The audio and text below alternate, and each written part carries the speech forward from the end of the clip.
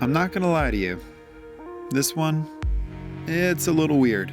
See, I've been wanting to do a dollar store toy conversion, and while I was looking around, I found this dilophosaurus at one store, which was about the right size of what I wanted, and this huge bag of small dinosaurs, which I almost overlooked, but then noticed the T-Rex inside of it. I started out by trying to use my heat gun to bend and mold the toys into a pose that I preferred, but the plastic was just too strong and would immediately pop back into its original form. So rather than heating up the plastic to its melting point and dealing with toxic fumes or burning my fingertips, I decided that I would rather perform some prehistoric surgery on these little guys. Let me be the first person to say that you should use a rotary tool if you have one, but I decided to show how easy this project is using just a knife, and I'm a f***ing idiot. An idiot with slightly less skin than when they started. Use a rotary tool if you have one, kids. The first step is doing a face-off with each of the dinosaurs' heads. From there, I carved one of the legs on the main body of the Dilophosaurus until I could pull it off, and then reposition it with some hot glue to fill up all those huge gaps. Now, from there, I attached the neck and head back onto the body, and using the legs from the Tyrannosaurus, I flipped them around and attached them onto my new Franken Dino.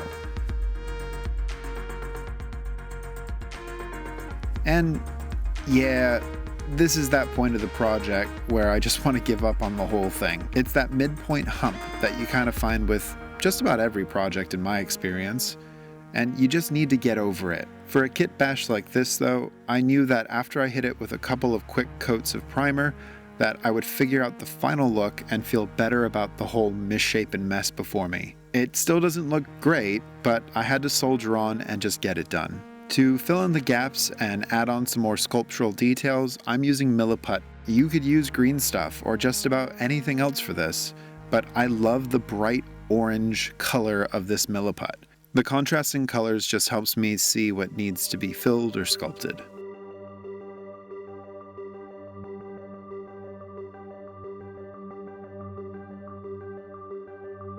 Now, a while ago, I bought some cheap silicone sculpting tools off of Wish, and as expected, they're really bad.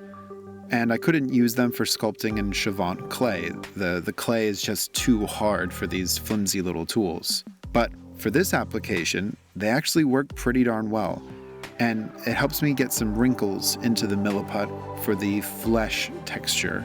I just have to wet it down quite a lot to get it into shape.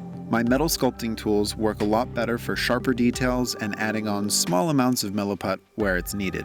Now, to add some bumpy scale texture, I always use my leftover Milliput or epoxies to make rolling tools like this one here. Before the extra material sets, use some sculpting tools to push in different size holes. Once you make a couple of them, you can get a variety of bumpy textures for all your projects. And it's by no means a perfect match to the texture on the toy, but it's still better than just having a harsh transition from the wrinkle texture to the scales. To fix up the hands, I added on more Milliput to bulk them out, and then using the leftover teeth from my Mimic project a while back, I superglued them onto each digit for some claws, so I can make this thing look a little bit more terrifying. Repeating the same step for the feet, as well as the tail.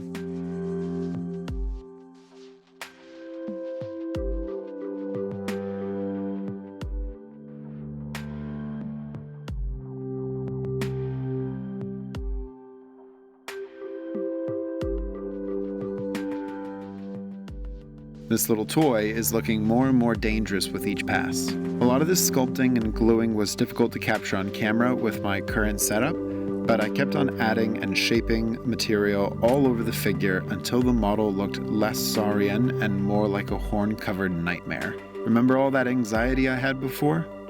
That's definitely gone now. And more importantly, when I saw this thing standing in front of me all put together, I knew it couldn't just have a standard paint job.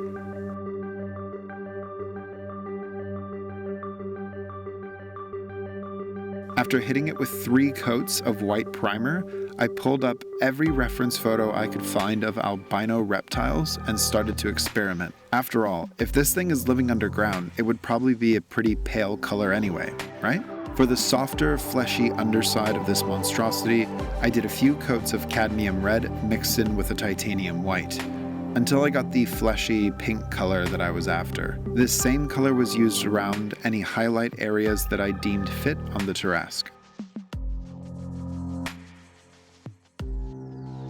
All the nails, spikes, and horns I kept pretty simple, basing them with an antique white and then washing over that with a burnt sienna, which I ended up mostly wiping off.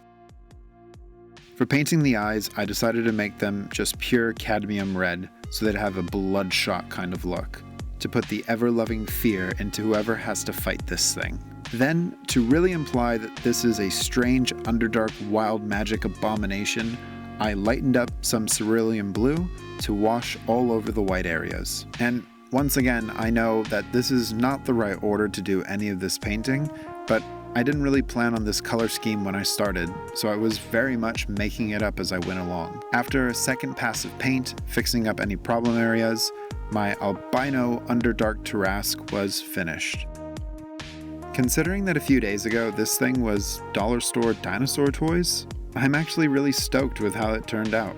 I hope you enjoyed this video, and if you did, subscribe, like, share, all that good stuff. I don't know when my next video will be, but I'll see you when I see you. Anyways, until next time, bye!